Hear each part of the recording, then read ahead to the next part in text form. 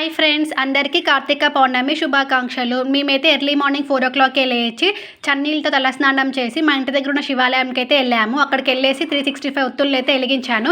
ఈ ఇయర్ మొత్తం మీరు దీపం పెట్టినా పెట్టకపోయినా, పూజ చేసినా చేయకపోయినా, ఈరోజు ఒక్కరోజు మాత్రం గుడికి వెళ్ళి దీపం పెడితే ఇయర్ మొత్తం చేసినంత పుణ్యం అయితే వస్తుంది. సో మీరైతే మిస్ అవ్వకండి. మేము వెళ్ళేసరికి అయితే ఫుల్ జనాలు వచ్చారు. ఫుల్ రష్ ఉంది. అసలు కాళ్ళు పెట్టుకోవడానికి కూడా ప్లేస్ లేదు. మాకైతే ఫైనల్గా వెతకంగా ఒక ప్లేస్ అయితే దొరికింది. ఇంకా అక్కడ కూర్చొని మంచిగా వాటర్తో వాష్ చేసి, ముగ్గేసి, ప్రమిదం పెట్టి, అందులో ఆయిల్ వేసి, ఒత్తులు పెట్టి నేను దీపాన్ని అయితే వెలిగించి కొబ్బరికాయ అయితే కొట్టాను. మొత్తం పూజ ప్రాసెస్ ఏమైతే ఉంటుందో అదంతా చేశాను. నేనైతే ఈ ఇయరే ఫస్ట్ టైం 365 ఒత్తులను అయితే వెలిగించడము. మమ్మీ నేను ఇద్దరం వెలిగించాము.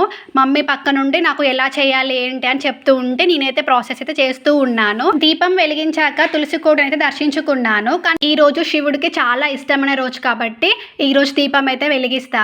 శివుడు చాలా పవర్ఫుల్ గాడ్. మనం ఏదైనా భక్తితో మనస్ఫూర్తిగా కోరుకుంటే ఖచ్చితంగా అది నెరవేరుస్తాడు.